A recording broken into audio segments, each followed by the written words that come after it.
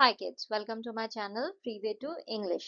आज का जो वीडियो है उसमें हम करने वाले हैं क्लास 7 की इंग्लिश की बुक पूर्वी का chapter a homage to our brave soldiers. Now पिछले वीडियो में हमने इस चैप्टर का एक्सप्लेनेशन किया था। इस वीडियो में हम इसके क्वेश्चन एंड आंसर्स करेंगे। तो चलिए वीडियो स्टार्ट करते हैं। फर्स्ट क्वेश्चन में हमें यहाँ पे ये टेबल दी है जिसे हमें कंप्लीट करना है। तो वॉर हीरो का नाम फर्स्ट कॉलम में है, उन्होंने क्या कंट्रीब्यूट किया, क्या अचीवमेंट है उनका वो सेकंड कॉलम में, एंड थर्ड में उन्हें क्या अवार्ड दिया गया। तो सबसे पहले मेजर सोमनाथ शर्मा, इन्होंने जो है बैटल ऑफ बदगाम जो 1947 में हुई थी उसमें बहुत ब्रेवरी के साथ फाइट किया और अपनी लाइफ को सैक्रिफाइस कर दिया देश को डिफेंड करते हुए। इन्हें मिला था देश का पहला परमवीर चक्र पोस्टमसली मरणोपरांत।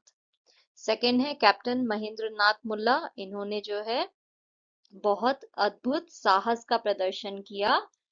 ये इंडियन नेवी में थे और जब वॉर ऑपरेशन हो रहा था उस समय क्या मिला इन्हें, महावीर चक्र। लैंस नायक अल्बर्ट एक्का, इन्होंने जो है जो इंडो पाक वॉर हुई थी 1971 में उसमें एक्सेप्शनल ब्रेवरी का प्रदर्शन किया था, इन्हें मिला परमवीर चक्र। मेजर पद्मपानी आचार्य, इन्होंने जो है कारगिल वॉर में जो है युद्ध किया था और जो है एनिमी की जो पोजीशन थी जो कि बहुत ही फोर्टिफाइड थी, यानी वहां पे बहुत सारे एनिमी के सोल्जर्स थे, उसे जो है इन्होंने कैप्चर किया। तो इन्हें मिला था महावीर चक्र, इन्हें भी पोस्टुमसली मिला था यानी मरणोपरांत, मरने के बाद।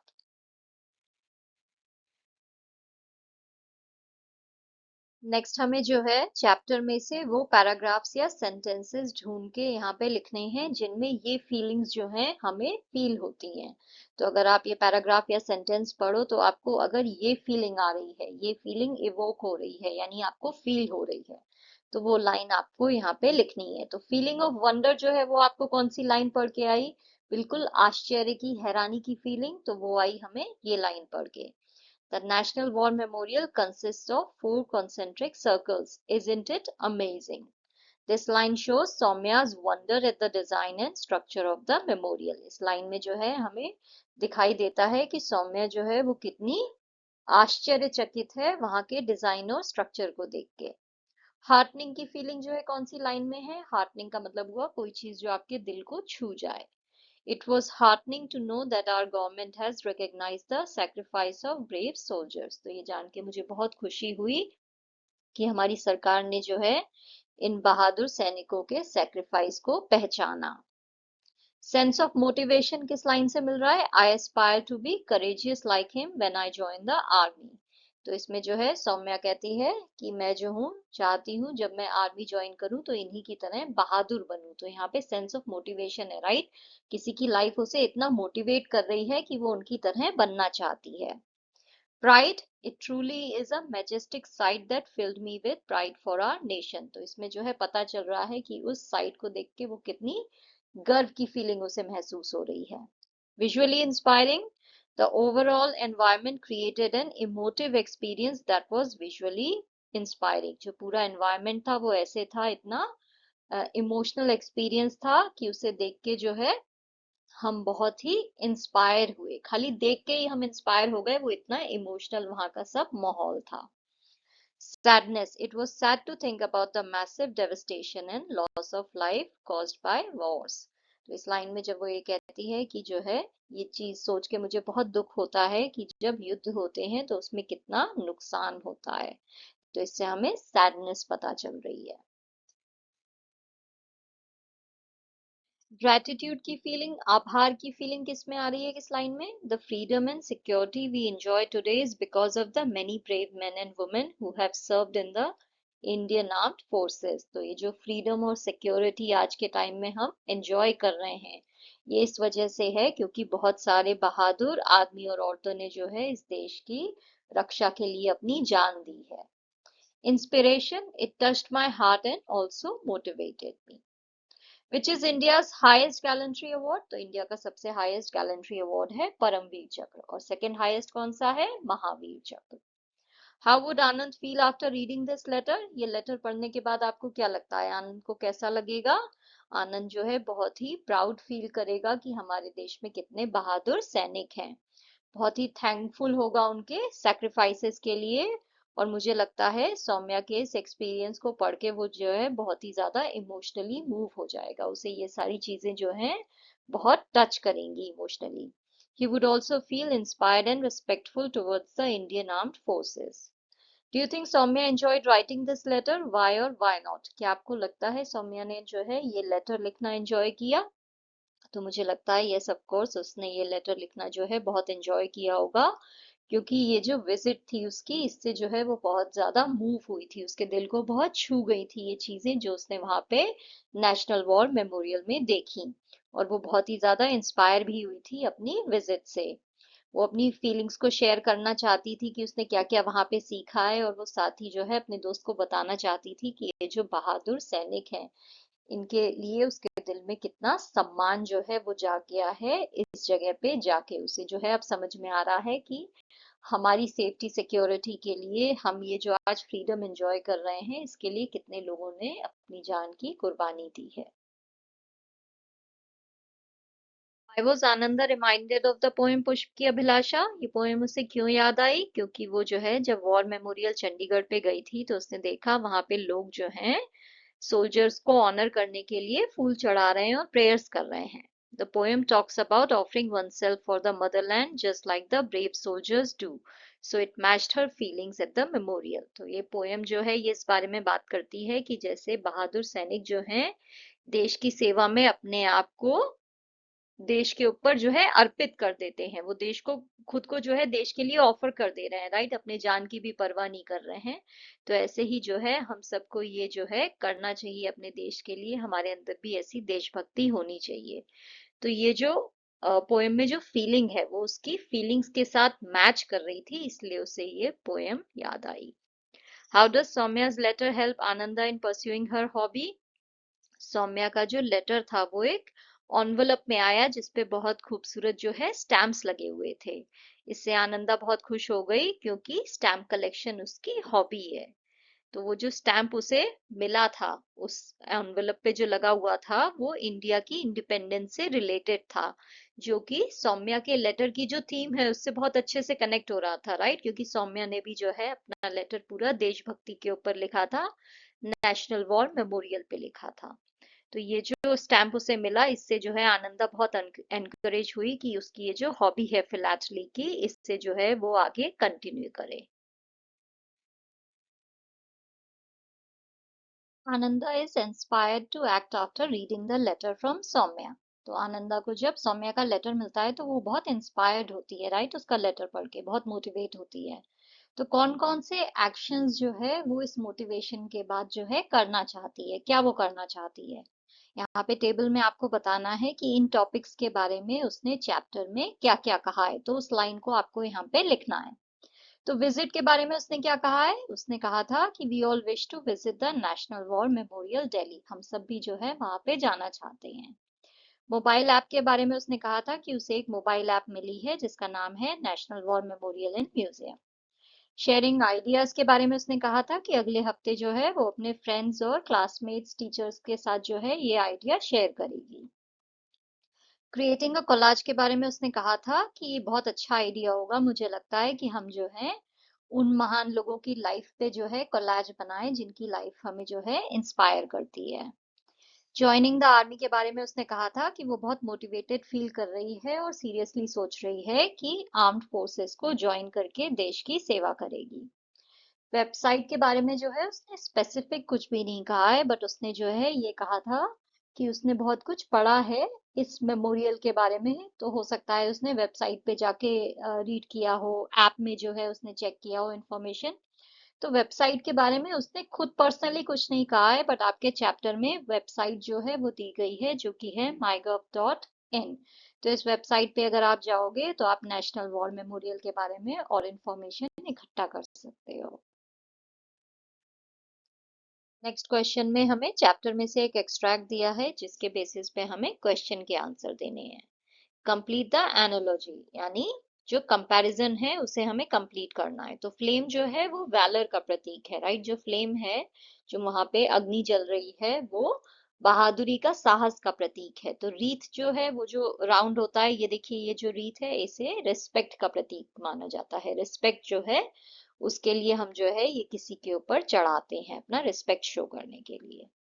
How does the lighting design make the monument visually appealing? The lighting design changes with sunlight from dawn to dusk. This makes the monument look different and beautiful at different times of the day. तो जो lighting arrangement है वो सुबह और शाम में change होता है, तो उससे क्या होता है, मॉन्यूमेंट जो है वो हर रोशनी में दिन के हर टाइम में जो है अलग अलग दिखाई देता है। State whether the following sentence is a fact or an opinion. It truly is a majestic sight. ये सच में बहुत ही शानदार साइट है। ये उसकी ओपिनियन है, राइट। ये कोई फैक्ट नहीं है। फैक्ट ये हो सकता है कि यहाँ पे जो है एक ओबलिस्क है, उसके चारों तरफ 4 कॉन्सेंट्रिक सर्कल हैं, तो ये जो है ये फैक्ट हुए। मैजेस्टिक साइट है, ये उसकी ओपिनियन है। What does the everlasting flame suggest? वहां पे जो अमर जवान ज्योति जल रही है, जो कि कभी नहीं बुझने वाली ज्योति है, उससे क्या सजेस्ट करते हैं? उससे हमें ये समझ में आता है कि जो सैनिक हैं जिन्होंने देश के लिए अपने जीवन को कुर्बान कर दिया, उनकी जो करेज है, सैक्रिफाइस है, वैलर है, वो इमॉर्टल है, अमर है। Choose the correct option to complete the sentence. The tone of the writer in this extract is admiring. जो उसकी टोन है वो admiring है, क्योंकि वो उस मॉन्यूमेंट को बहुत ज्यादा एडमायर कर रही है, उसे जो है बहुत खुशी हो रही है और वो उसकी बार बार तारीफ कर रही है। I was happy to here, ये यहाँ पे एक और एक्सट्रैक्ट दिया है जिसके बेसिस पे जो है हमें क्वेश्चन के आंसर देने हैं। तो पहला क्वेश्चन है, choose a line from the extract which shows that Ananda was aware about the national war memorial. तो यहाँ पे ये जो लाइन है जिसमें उसने कहा है I have heard a lot about it, इससे हमें समझ में आता है कि उसे ऑलरेडी जो है नेशनल वॉर मेमोरियल के बारे में थोड़ा बहुत पता है, उसने ऑलरेडी इसके बारे में सुन रखा है।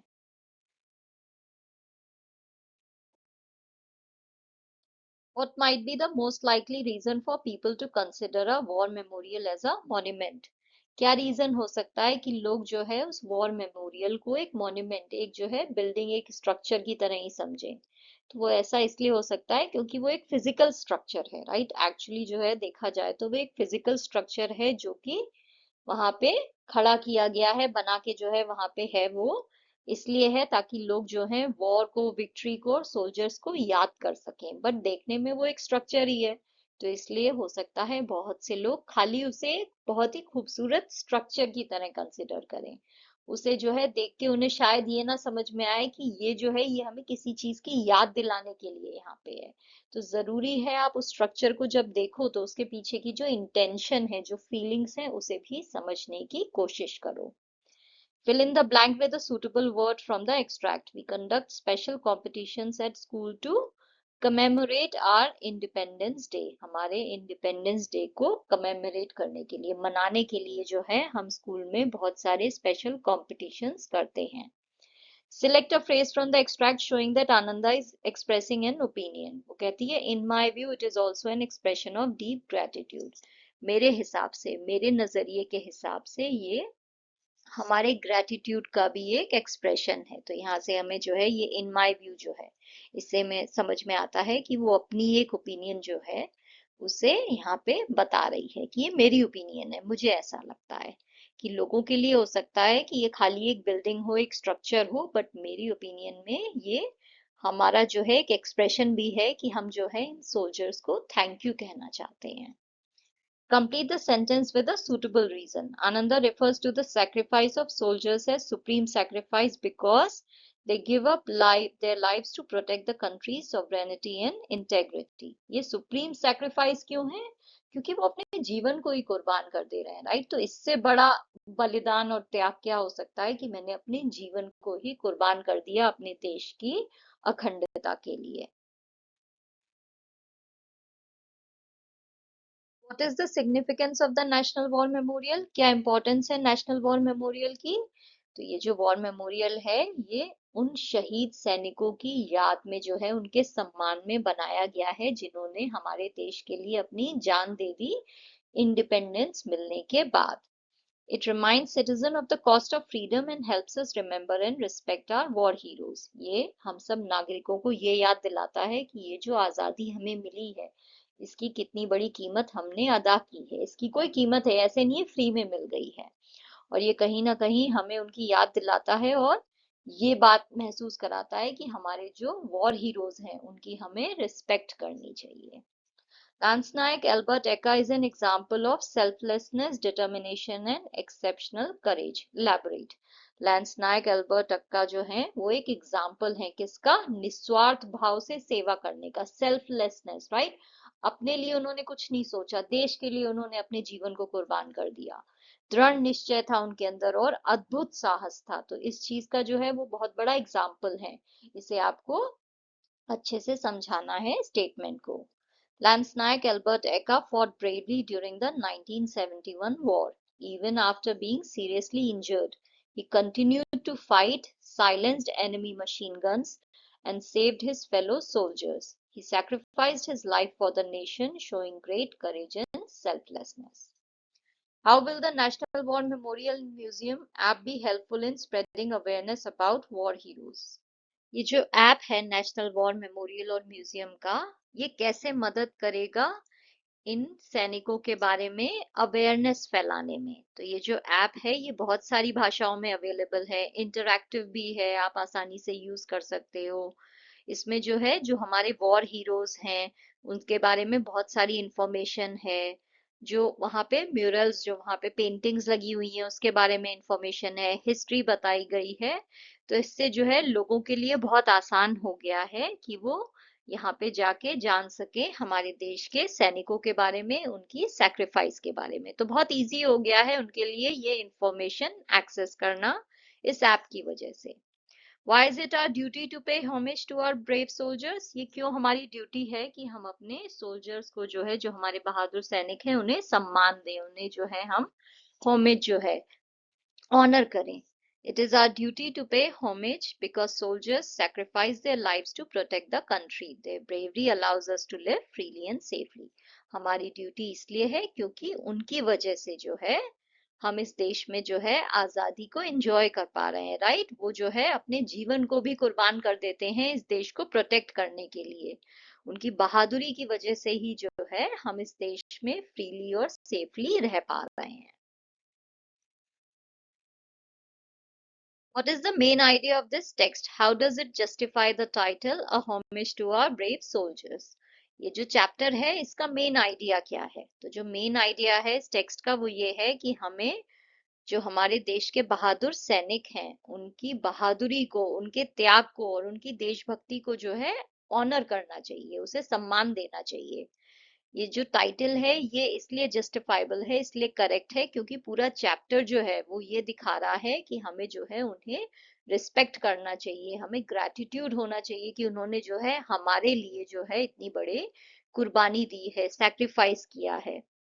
तो पूरा चैप्टर ही जो है इस चीज के बारे में है कि सोल्जर्स ने कितना सैक्रिफाइस किया है हमारी फ्रीडम के लिए। Why were the students awestruck and humbled? Explain in your own words. The students were awestruck and humbled after learning about the bravery and sacrifices of soldiers. Reading heroic stories and seeing the memorial made them realize the true cost of freedom. तो जो students थे वो इतने हैरान कैसे हो गए और जो है इतने हम्बल कैसे हो गए, एकदम से जो है वो इतने हम्बलिंग हो गए कि बिल्कुल आभार में आ गए कि अरे ये देखो इन्होंने हमारे लिए कितना कुछ किया है। तो ऐसा क्यों हुआ? ऐसा इसलिए हुआ कि उन्हें पता चला कि सोल्जर्स ने उनके लिए कितने बड़े सैक्रिफाइस दिए हैं। तो जब मैं आपको ये बता रही हूँ कि आपकी सेफ्टी के लिए, सिर्फ आपकी सिक्योरिटी और सेफ्टी के लिए इन लोगों ने बॉर्डर पे अपनी जान दे दी, तो सोचिए आपके लिए कितनी हम्बलिंग बात है। आपको कैसा लगेगा? आपको लगेगा ना कि अरे कितनी मतलब ग्रेटफुल फीलिंग है कि मेरे लिए किसी ने इतना कुछ किया है। तो जो इसलिए इस बात की वजह से जो है ये जो स्टूडेंट्स थे ये इतने हम्बल्ड और ऑस्ट्रक हो गए। ऑस्ट्रक का मतलब होता है हैरान हो गए, बिल्कुल उन्हें यकीन ही नहीं हुआ कि हम सोच भी नहीं सकते हैं। हम तो किसी को जरा सा पेन और पेंसिल देने में भी सोचते हैं, राइट, कि अरे किसी को पेंसिल चाहिए तो दूं ना दूं मेरी पेंसिलें खराब हो जाएगी। बट ये जो सोल्जर्स हैं इन्होंने अपनी जान तक की परवाह नहीं की।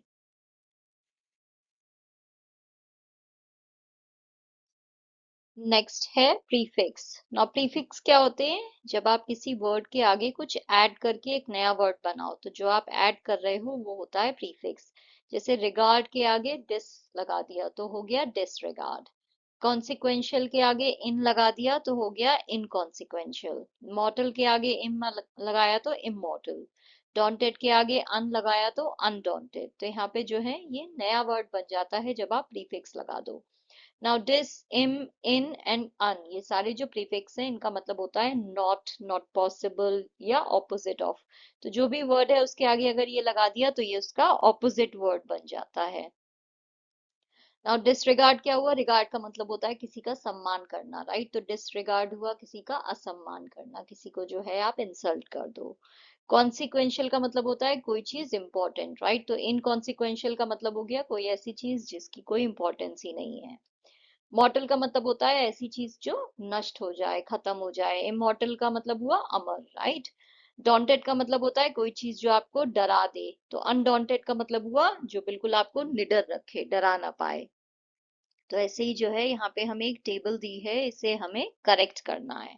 प्रीफिक्स जो है उनके मीनिंग्स क्या है वो यहाँ पे लिखने हैं। रूट वर्ड जो है क्या होगा, और उसे आप जब ऐड कर रहे हो प्रीफिक्स को इस रूट वर्ड में तो नया वर्ड क्या बन रहा है। तो यहाँ पे प्रीफिक्स है री। री का मतलब होता है कोई चीज दोबारा करना। तो अगर हमने डिफाइन के आगे लगा दिया तो हो गया रीडिफाइन, किसी चीज को दोबारा एक्सप्लेन करना, रीडिफाइन करना। मैल का मतलब होता है कोई चीज खराब हो जाए। तो फंक्शनिंग के आगे लगा दिया तो मैल फंक्शनिंग, यानी कोई चीज खराब हो गई है, सही से नहीं चल रही है। अन का मतलब होता है नॉट, कोई चीज नहीं है। तो क्वेश्चनेबल के आगे लगा दिया तो अनक्वेश्चनेबल, यानी किसी कोई ऐसी चीज जिस पे आप कोई सवाल नहीं उठा सकते हो। एंटी का मतलब होता है अगेंस्ट किसी चीज के। तो सोशल के आगे लगा दिया तो एंटी सोशल बन गया, राइट? तो एंटी सोशल का मतलब होता है कोई ऐसा इंसान जिसे ज्यादा लोगों के बीच में रहना पसंद नहीं है, वो एंटी सोशल है, ज्यादा लोग उसे पसंद नहीं है। एक्स्ट्रा का मतलब होता है और ज्यादा। तो जो है ऑर्डिनरी के आगे लगा दिया तो एक्स्ट्रा ऑर्डिनरी, यानी ऑर्डिनरी से भी ज्यादा। एक्स जो है उसका मतलब होता है पूर्व, पुराना कोई एक्स। जैसे किसी का एक्स हस्बैंड एक्स वाइफ हुआ तो एक्स का मतलब हुआ फॉर्मर, पूर्व। तो यहाँ पे सर्विस के आगे लगा दिया तो एक्स सर्विस, कोई पहले जो है सर्विस में था अब नहीं है। डी का मतलब होता है रिमूव करना। तो हमने एक्टिवेट के आगे लगा दिया तो डीएक्टिवेट बन गया, जिसका मतलब क्या होता है किसी चीज को जो है आप जो है बंद कर दो, डीएक्टिवेट कर दो, रोक दो। नेक्स्ट हमें ये पैराग्राफ कंप्लीट करना है उन वर्ड से जो हमने अभी टेबल में बनाए हैं। Soldiers undergo extraordinary training to prepare for their challenging duties. तो सोल्जर्स जो है वो बहुत एक्स्ट्रॉर्डनरी मुश्किल ट्रेनिंग से गुजरते हैं ताकि वो इन चैलेंजिंग ड्यूटीज के लिए अपने आप को प्रिपेयर कर पाए। They learn to deactivate explosives and handle malfunctioning equipment with precision। तो वो जो है जो एक्सप्लोसिव होते हैं, जो बॉम्ब्स होते हैं, उन्हें डीएक्टिवेट करना सीखते हैं और ये हैंडल करना सीखते हैं कि ये सारे जो इक्विपमेंट्स हैं ये अगर खराब हो जाए, मैल फंक्शनिंग हो जाए, खराब हो जाए तो इन्हें जो है कैसे प्रिसिशन, बहुत ध्यान से जो है इन्हें कैसे हैंडल करना है। They stand as a powerful force against anti social elements. ये जो है पावरफुल फोर्स की तरह खड़े होते हैं उन एलिमेंट्स के अगेंस्ट जो एंटी सोशल हैं, यानी जो समाज को खतरा पहुंचा सकते हैं। डिस्प्लेइंग अनक्वेश्चनेबल ब्रेवरी, और ये डिस्प्ले करते हैं ऐसी बहादुरी जिस पे आप कोई सवाल नहीं उठा सकते हो। Ex service members often share their experiences to inspire new recruits. जो एक्स सर्विस मेंबर्स हैं जो पहले जो है आर्मी में सर्विस करते थे, वो अपने एक्सपीरियंस जो है अक्सर शेयर करते हैं नए रिक्रूट्स के साथ। Their service can continually redefine the essence of commitment and sacrifice।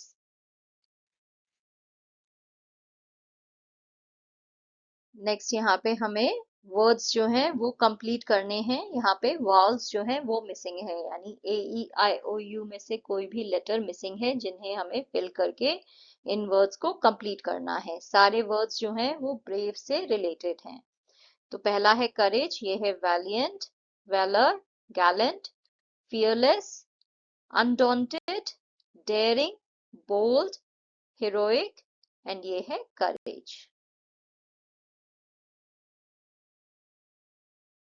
Next हमें यहाँ पे फिल इन द ब्लैंक्स करना है ब्रेव वर्ड के जो ऑपोजिट वर्ड्स होते हैं उनसे। यहाँ पे हमें बॉक्स में दिए हैं वो ऑपोजिट मीनिंग वाले वर्ड्स, इन्हें हमें यहाँ पे फिल करना है। Ajay's cowardly refusal to stand up for his friend was disappointing to everyone. Ajay का ये जो cowardly refusal था, उसने जो है ऐसे डरपोक बन के जो है अपने दोस्त के सपोर्ट में खड़े होने से जो उसने मना कर दिया, ये सबके लिए बहुत ही डिसअपॉइंटिंग था।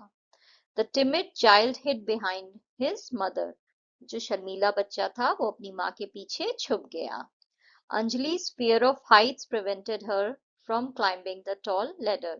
अंजलि का जो डर था हाइट्स को लेके, इसकी वजह से वो ऊंची सीढ़ी पे नहीं चढ़ती थी।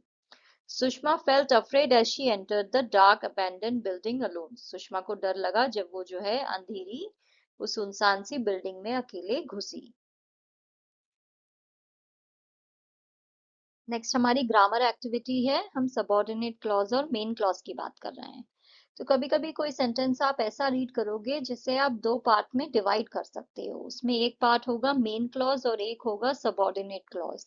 डिफरेंस क्या है? जो मेन क्लॉज है सेंटेंस का, जो मेन पार्ट है, वो अपने आप में एक कंप्लीट सेंटेंस है, अपने आप में सेंस बना रहा है। उसे इसकी जरूरत नहीं है टेक्निकली किसी भी मीनिंग को समझने के लिए। मतलब अपने आप में वो एक सेंस बना रहा है। ऐसा नहीं है कि वो ऊट पटांग सी बात लगेगी या आधी अधूरी सी बात लगेगी, वो एक पूरी बात आपको लगेगी। तो वो हुआ मेन क्लॉज। सबऑर्डिनेट क्लॉज ऐसा पार्ट हुआ जिसे मेन क्लॉज की जरूरत है। अगर इसके बिना आप खाली इसे बोलोगे तो ये अधूरा सा लगेगा, इसका कोई मीनिंग नहीं बनेगा। जैसे कि I aspire to be courageous like him. और ये सेंटेंस में ये जो पार्ट है I aspire to be courageous like him, ये मेन क्लॉज है, क्योंकि ये अपने आप में कंप्लीट सेंटेंस बन रहा है, राइट? कि मैं उसकी तरह जो है बहादुर बनना चाहती हूँ।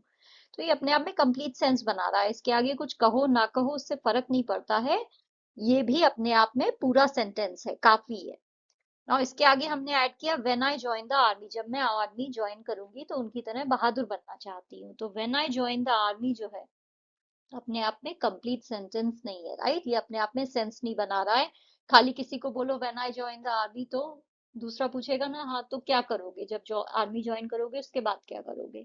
तो ये इनकम्प्लीट है, जबकि जो मेन क्लॉज होता है वो अपने आप में कंप्लीट होता है। तो इसलिए ये डिफरेंस है मेन क्लॉज और सबऑर्डिनेट क्लॉज का ना। इनको जो वर्ड जो है ज्वाइन करता है मेन क्लॉज को सबऑर्डिनेट क्लॉज के साथ, जैसे यहाँ पे व्हेन ने जो है इन्हें ज्वाइन करा है, उसे हम कहते हैं सबऑर्डिनेट कंजंक्शंस। तो ये जो वर्ड्स होते हैं या फिर फ्रेजेस होते हैं जो दो क्लॉजेस को ज्वाइन करते हैं, ये जनरली हमें ये बताएंगे कि किस बारे में बात हो रही है, क्यों ये हुआ, कब हुआ, कैसे हुआ। तो टाइम, रीजन, कॉन्ट्रास्ट, पर्पस, ये सारी चीजें जो है ये आपको जो है इस सबऑर्डिनेट क्लॉज से पता चलेंगी, जिसके लिए हम ये सबऑर्डिनेट कंजंक्शन लगा रहे हैं।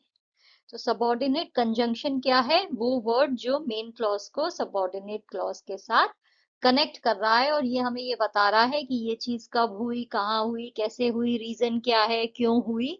ये सारी जो चीजें हैं ये हमें इससे पता चलती हैं कि जो है मैं बहादुर बनना चाहती हूँ जब मैं आर्मी ज्वाइन करूंगी। तो कब करूंगी मैं ये? जब मैं आर्मी ज्वाइन करूंगी तब मैं उनकी तरह बहादुर बनना चाहती हूँ। तो यहाँ पे ये जो करेजियस होने वाला एक्शन है ये कब होगा, ये हमें इधर से पता चल रहा है व्हेन, जब हमने ऐड कर दिया। तो नाउ ऐसे ही ये सारे जो सेंटेंसेस हैं इनमें हमें जो है बताना है मेन क्लॉज कौन सा है, सबऑर्डिनेट क्लॉज कौन सा है। सेकंड जो हमारा सेंटेंस है, दे exchange letters and share their feelings of gratitude for the freedom they enjoy because of the sacrifices made by the brave hearts of the country. तो यहाँ पे ये जो फर्स्ट पार्ट है, दे exchange letters and share their feelings of gratitude for the freedom they enjoy, ये जो है हमारा मेन क्लॉज है कि वो आपस में लेटर्स एक्सचेंज करते हैं और अपने एक दूसरे के साथ जो है फीलिंग्स को एक्सचेंज करते हैं कि ये जो हम फ्रीडम एंजॉय कर रहे हैं ये उनकी वजह से है। तो हम अपना ग्रैटिट्यूड जो है वो एक्सप्रेस करते हैं इस फ्रीडम के लिए। तो ये अपने आप में कंप्लीट सेंस बना रहा है, राइट? इसके आगे कुछ और आप ऐड नहीं करोगे तो भी ये अपने आप में इनफ है। तो ये हुआ हमारा मेन क्लॉज। सबऑर्डिनेट क्लॉज यहाँ पे है because of the sacrifices made by the brave hearts of the country. यहाँ पे जो हमारा सबऑर्डिनेट कंजंक्शन है वो है बिकॉज। तो ये वर्ड है जो कनेक्ट कर रहा है इन दोनों क्लॉजेस को। तो seriously wounded in this encounter, he continued to fight alongside his comrades।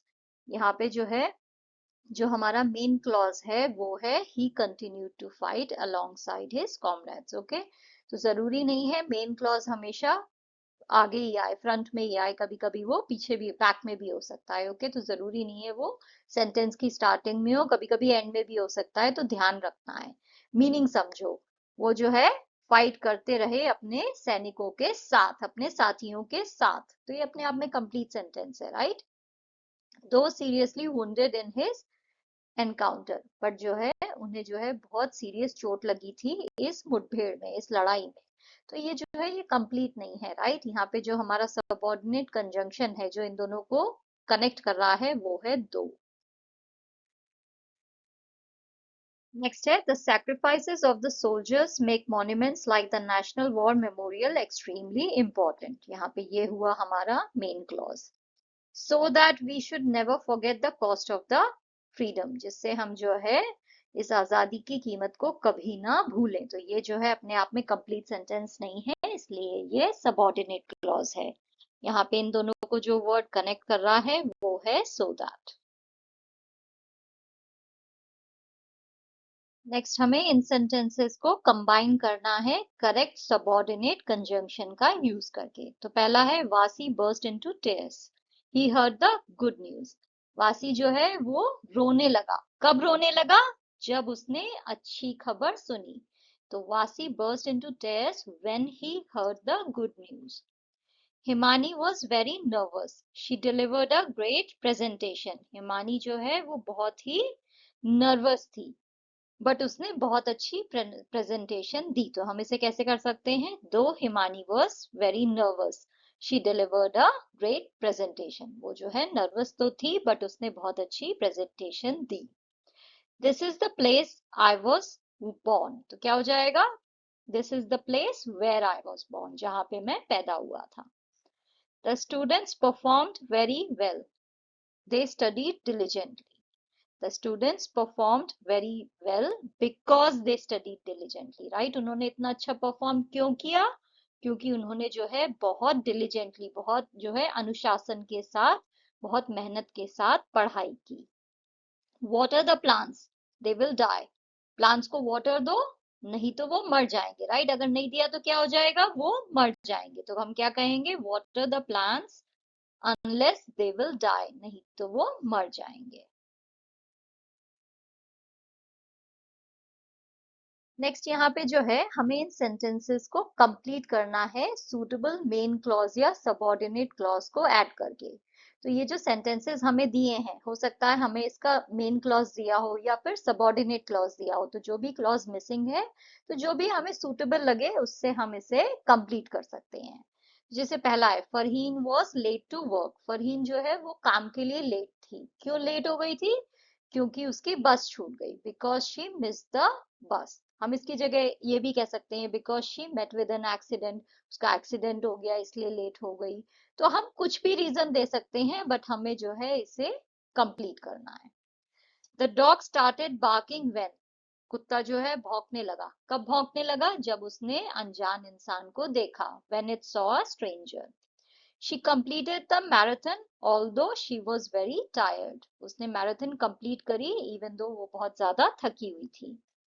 They lost their way while they were hiking in the mountains। तो जब वो पहाड़ पे जो है हाइक कर रहे थे तो वो अपना रास्ता भूल गए। अभिषेक received a promotion after he worked hard for many years। अभिषेक को जो है एक प्रमोशन मिला जब उसने बहुत सालों तक कड़ी मेहनत करी। She finished all her assignments before the deadline approached। उसने जो है डेडलाइन के आने से पहले अपने सारे असाइनमेंट्स फिनिश कर दिए। We waited in the car until the rain stopped। हमने जो है कार में तब तक वेट किया जब तक बारिश रुक नहीं गई। The children ran excitedly as the waves rushed to the shore। Next हमारी लिसनिंग एक्टिविटी है। इसकी ट्रांसक्रिप्ट जो है पेज 223 पे है। तो इसके करेक्ट आंसर्स जो हैं मैंने यहाँ पे मेंशन कर दिए हैं। What type of job does Gunjan think the armed forces is? Most honorable job. यहाँ पे आपको आंसर्स जो हैं वो सिर्फ 2-3 शब्दों में ही देने हैं, इसलिए पूरा सेंटेंस नहीं लिखना है, ठीक है? What feature of the armed forces fills Gunjan with pride? Wearing the uniform. How does the disciplined life of the armed forces impact the body and mind, according to Gunjan? So it keeps you active, keeps both the mind and body active. List any one aspect about a job in the armed forces that Gunjan feels helps someone grow new challenges. State any two things that Gunjan feels life in the armed forces teaches. तो इसमें आप loyalty duty भी लिख सकते हो या फिर service और ऑनेस्टी भी लिख सकते हो. ये चारों ऑप्शन जो हैं वो आपके ट्रांसक्रिप्ट में है, तो उसमें से आप कोई भी दो चूज कर सकते हो. नेक्स्ट है हमारा स्पीकिंग एक्टिविटी. नाउ यहाँ पे देखिए हमें कुछ प्रोफेशंस जो हैं लोगों के दिखाए गए हैं पिक्चर में. हमें आइडेंटिफाई करना है कि ये कौन कौन से प्रोफेशंस हैं. तो यहाँ पे देखिए ये लकड़ी का काम कर रहा है कारपेंटर, एक टीचर है, cricketer, pilot, farmer, chef, classical dancer, painter या फिर आप आर्टिस्ट भी कह सकते हो, और ये है डॉक्टर. नेक्स्ट आपको जो है इमेजिन करना है कि आप इसमें से कोई प्रोफेशन जो है या वोकेशन जो है वो आप परस्यू करना चाहते हो, आप बनना चाहते हो. उसके बाद जो है आपको ग्रुप एक्टिविटी करनी है. आपको एक एक करके जो है बताना है कि आप कौन सा प्रोफेशन जो है वो चुनना चाहते हो, क्या बनना चाहते हो और क्यों बनना चाहते हो. और यहाँ पे हमको कुछ प्रॉम्प्ट्स भी दिए हैं जिनका हम यूज कर सकते हैं इस स्पीकिंग एक्टिविटी में. सी डॉक्टर के लिए हम कह सकते हैं I would like to become a doctor because I want to help sick people. For this, I would have to first study science, especially biology, and work very hard. I dream of working as a pilot as flying an aircraft is exciting and responsible. This would involve training, discipline, and physical fitness. To become a cricketer has been a childhood dream. This is so because I enjoy sports and teamwork. In order to become a cricketer, I would have to practice daily and take professional coaching. One day I hope to become a teacher. Then I would be able to guide students and shape their future. However, first I would need to complete my studies in teacher training. It would be great if I could work as a farmer as it would let me grow food for the nation. For this, I would have to learn about farming, crops and weather conditions. इसके अलावा आप ये भी कह सकते हो, it would be great if I could work as a chef as it would let me create new dishes and make people happy. For this, I would have to learn cooking skills and get proper training. Next है हमारी writing activity. You have read about the sacrifices made by the armed forces during war. तो हमारे chapter में हमने पढ़ा है कि हमारी जो आर्म्ड फोर्सेस हैं वो क्या क्या त्याग करती हैं युद्ध के दौरान, राइट? जब वॉर होती है तो वो क्या क्या करते हैं. हालांकि ये जो आर्म्ड फोर्सेस हैं ये जब शांति का टाइम होता है तो उस समय भी बहुत सारे जो है महत्वपूर्ण काम करते हैं. Write a letter to your friend sharing how the armed forces contribute their services during the times of natural calamities. आपको आपके फ्रेंड को एक लेटर लिखना है जिसमें आप बताओगे कि ये जो आर्म्ड फोर्सेस हैं ये कैसे जो है जब कोई प्राकृतिक घटना होती है जैसे कि अर्थक्वेक है, बाढ़ आ गई है या फिर कोई ऐसी घटना हुई है जहाँ पे जो है कुछ जान का नुकसान हुआ है, कहीं पे कोई पुल टूट गया, कोई एक्सीडेंट बहुत बड़ा सा हो गया, तो उस समय ये जो हमारी आर्म्ड फोर्सेस हैं ये कैसे जो है हम सबकी मदद करती हैं इस बारे में जो है आपको लेटर लिखना है. कहीं पे जो है अगर इंफ्रास्ट्रक्चर डेवलपमेंट करना हो कि कहीं पे कोई ब्रिज जो है वो टूट गया है, कोई सड़क जो है वो टूट गई है, तो उस समय ये लोग कैसे मदद करते हैं. और इसके अलावा जो वेलफेयर इनिशिएटिव्स हैं जैसे मेडिकल कैंप्स ये लोग लगाते हैं, लाइब्रेरीज एस्टेब्लिश करते हैं, तो ये सब चीजें ये जो करते हैं इसके बारे में जो है आपको आपके फ्रेंड को बताना है कि खाली वॉर टाइम में ही नहीं, पीस टाइम में भी जो है हमारी आर्म्ड फोर्सेस बहुत कुछ करती हैं और हमारे देश की सेवा करती हैं ऐसे. ये देखिए ये है हमारे इनफॉर्मल लेटर का format. Dear Ria, I hope you and your family are doing well. I'm writing this letter to share something important that I recently learnt about our armed forces. We often think that armed forces work only during wars, but they also play a very important role during peacetime. during natural calamities like floods, earthquakes, cyclones, and landslides. The armed forces are among the first to reach the affected areas.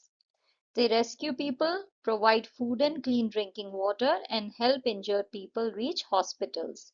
Their quick action saves many lives. The armed forces also help in infrastructure development, especially in remote and difficult areas. They build roads, bridges, and airports in hilly and border regions. These constructions help people travel safely and improve communication and development in such areas. Apart from this, the armed forces take part in many welfare activities. They organize medical camps, provide free treatments and medicines, and help in setting up schools and libraries in villages. They also support people during emergencies and help them rebuild their lives. All these efforts show that our armed forces serve the nation selflessly, not only in war but also in peace. They truly protect and care for the people of our country. I feel very proud of them. Do write back and share your thoughts. Yours lovingly, and यहाँ पे आपका नाम आ जाएगा. Next है हमारी जो armed forces हैं उसकी तीन ब्रांचेस हैं, Indian army, Indian air force and Indian navy. इन तीनों के ही अलग अलग मोटो हैं. तो इंडियन आर्मी का है सेवा परमो धर्म, सर्विस बिफोर सेल्फ, यानी सबसे बड़ा धर्म क्या है? सेवा, स्वयं से पहले सेवा. इंडियन एयरफोर्स का है नभः स्पर्शम दीप्तम, touch the sky with glory, गौरव से आकाश को स्पर्श करो, आकाश को छू लो. इंडियन नेवी का है शमनो वरुणा, मतलब हे वरुण हम पर कृपा करें, be auspicious unto us O Varuna. India has many other forces that serve the nation. For example, Central Reserve Police Force. तो इंडिया के पास जो है इसके अलावा भी बहुत सारी फोर्सेस हैं जो देश की सेवा करती हैं, जैसे कि सीआरपीएफ है. इसके अलावा जो है आपको और कौन कौन सी फोर्सेस हैं उनके बारे में पता करना है. तो यहाँ पे देखिए मैंने कुछ जो है वो लिखी हैं. एक है बॉर्डर सिक्योरिटी फोर्स बीएसएफ, फिर है central industrial security force CISF, Indo-Tibetan Border Police ITBP, and National Disaster Response Force NDRF. Next आपको एक कोलाज तैयार करना है किसी भी एक ऐसे इंसान के ऊपर जिसकी लाइफ आपको बहुत ज्यादा इंस्पायर करती है. तो आपको चार लोगों का ग्रुप बना के जो है ये एक्टिविटी करनी है. तो यहाँ पे जो है मैंने थोड़ी बहुत इंफॉर्मेशन जो है डॉक्टर एपीजे अब्दुल कलाम के बारे में लिखी है. अगर आप इन पे कोलाज बनाते हो तो आप इस इंफॉर्मेशन को यूज कर सकते हो. इस इंफॉर्मेशन के अलावा आपको कोलाज में इनकी लाइफ की जो भी फोटोग्राफ्स आपको मिलती हैं वो आपको पेस्ट करनी है.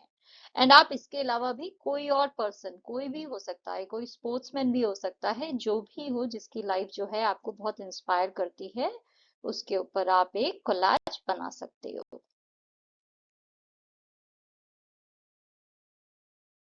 नेक्स्ट आप जब ये कोलाज प्रेजेंट करोगे क्लास में तो आप जो है ऐसे बता भी सकते हो कि ये जो इंसान है जिसके ऊपर आपने कोलाज बनाया है ये आपको क्यों इंस्पायर करता है. तो यहाँ पे मैंने डॉक्टर एपीजे अब्दुल कलाम के बारे में लिखा है कि वो मुझे इसलिए इंस्पायर करते हैं because he prove that background does not decide the future. He loved students, believed in education, and taught us to dream big and work hard. His life motivates me to be disciplined, honest, and useful to society. Closing quote जो है and में आप coat कर सकते हो उनकी कोई भी line. You have to dream before your dreams can come true. Doctor APJ Abdul कलाम.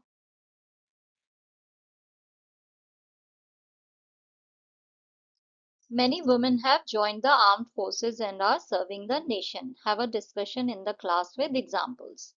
तो बहुत सारी महिलाओं ने भी आर्म्ड फोर्सेस ज्वाइन किया है और देश की सेवा कर रही हैं. इस टॉपिक पे आपको क्लास में डिस्कशन करना है एग्जाम्पल्स के साथ.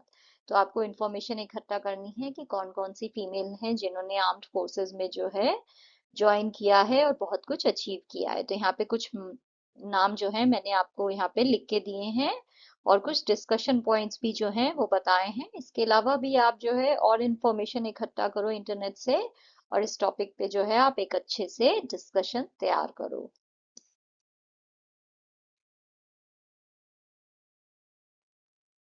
That's all for today, kids. If you enjoyed this lesson, don't forget to like, share, and subscribe to the channel. See you in the next video. Until then, stay smart, stay curious, and stay strong. Bye.